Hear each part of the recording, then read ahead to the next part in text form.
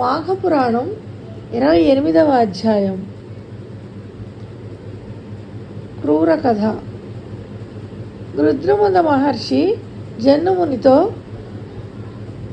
ఇట్లనెను. మాఘమాస నది ప్రవాహ స్నానము చేసి శ్రీహరిని పూజించి మాఘవ్రతమును ఆచరించిన వారి పుణ్యభాగ్యమును వినుము. అట్టివాడు దివ్య విమానమునెక్కి పూజ్యుడైన తన వంశం వారిని అందరినీ ఉద్ధరించుచు పుణ్యలోకమును చేరును. ఈ విషయమును తెలుపు మరి ఒక కథను చెప్పుదును వినుము. పూర్వం ద్వాపరయుగమున విదేహ దేశమున క్రూరైన పేరు గల శూద్ర స్త్రీ ఉండెను.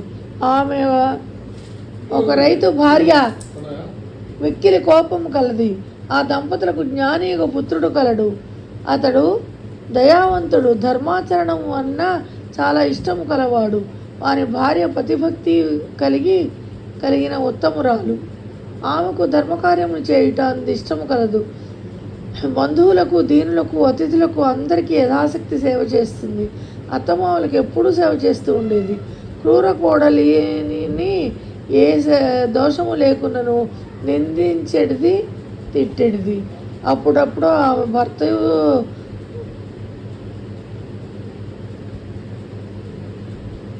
అత్తమామలు పెట్టి హింసలను భరించుచు ఓర్పుతో వినయ విధేయతలతో వారికి యథాశక్తిగా సేవలు చేస్తూ ఉండేది. ఒకనాడు ఇట్టి హింసలు పొంది దుఃఖించుచున్న భార్యను చూసి క్రూరపుత్రుడు తన తల్లిదండ్రులతో ఇట్లని, నాయన, అమ్మ, నా మాట వినుడు. నా మాట కీర్తిని కలిగించినది, ధర్మం సాధించినది. మీకు కోడలిపై కోపం ఎందులకు? కలహమునకు కారణమేమి? మీ శరీరములకు బాధ కలిగించి ఈ కోపంతో మీకేం ప్రయోజనము? సర్వ సంపదలను నశింపజేయు కలహం ఎందులకు? నేను కానీ నా భార్య కానీ మీకేమి అపకారం చేసి మీ కోపమునకు కారణమేమి నాకు కనిపించట్లేదు. పెరిగిన కోపం ఆయువు, ధనము, కీర్తి, సుఖము, గౌరవము, జ్ఞానము ఉన్నవన్నీ నశిస్తాయి కదా. సర్వజ్ఞులైన పెద్దలైన మీరు కోపమును మాని మా యందు దయను చూపి సర్వజన సమ్మతమైన ఓర్పు వహించుడు అని పలికెను. పుత్రుని మాటలను విని క్రూర భర్తతో పాటు మిక్కిలి కోపంతో ఇట్లని, మూర్ఖుడా, కోపము నీవెంత, నీ భార్య ఎంత? తల్లిదండ్రులకు ఇట్లు నీతి బోధ చేయు. నిన్ను నీ భార్యను ఏమి చేసినను తప్పులేదు.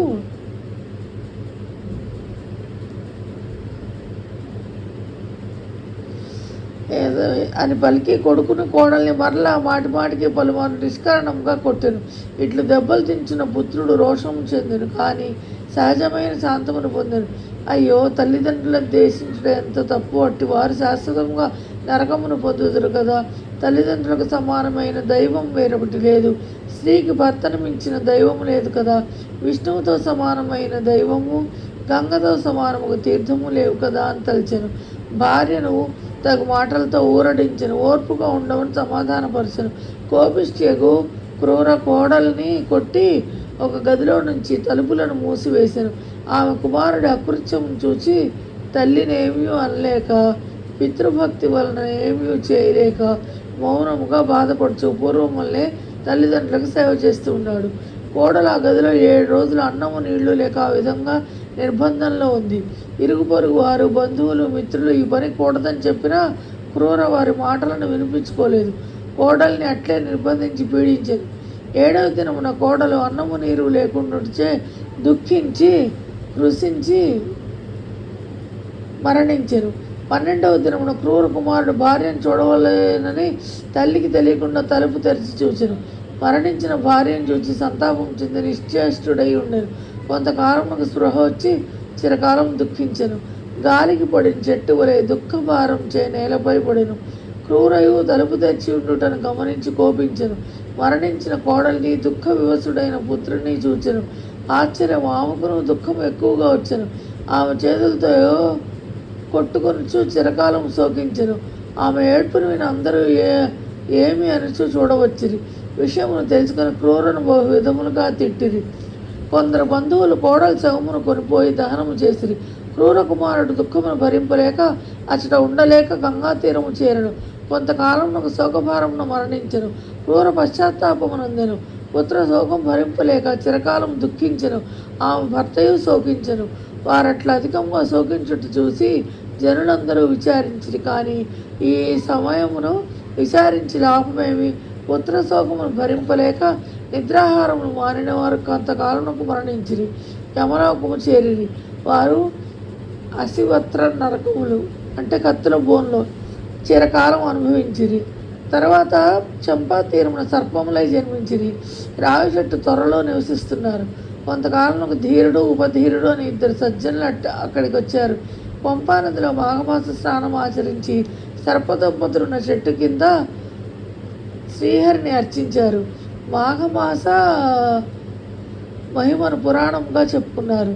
సర్పదంపతులు శ్రీహరి పూజను చూడటం వలన, శ్రీహరి మహిమను వినటం వలన వారి పాపములు పోయాయి, పుణ్యం కలిగను. వారు వెంటనే సర్పదేహములను విడిచి దివ్యదేహములను ధరించిరి. వారికే దివ్య విమానం వచ్చెను. శ్రీహరి సాన్నిధ్యం చేరిరి. జన్మునివర్య, మాఘమాస వ్రతం ఇట్టిదని ఎంతకాలం చెప్పినను పూర్తి కాదు. ఇంతమందియే మాఘమాస వ్రత మహిమ వలన తరలిరని చెప్పుటకు వీలు లేదు, తరించిరని చెప్పుటకు వీలు లేదు. ఎన్నో యుగముల నుండి ఎంతోమంది ఉత్తములు, మునులు, సజ్జనులు, రాజులు, వైశ్యులు, బ్రాహ్మలు, శూద్రులు, పురుషులు, స్త్రీలు, బాలురు, పశుపక్షాదులు, వారు వీరు అననేలా సర్వ ప్రాణులను మాఘమాస వ్రతం ఆచరించుట వలన, చూచుట వలన, వినుట వలన తరించిరి. ఎట్టి పాపాత్ముడైనను మాఘమాస వ్రతం ఆచరించినచో చేసిన పాపములు పోయి పుణ్యము లోకములు కలుగునన్నిటికీ ఎన్ని ఉదాహరణములు చెప్పగలను? ఎన్నో ఉదాహరణములు ఉన్నవి సుమా అని ఋతుమద మహర్షి జన్మునికి మాఘమాస వ్రత మహిమను వివరించెను. మాఘపురాణం 28వ అధ్యాయం సంపూర్ణం.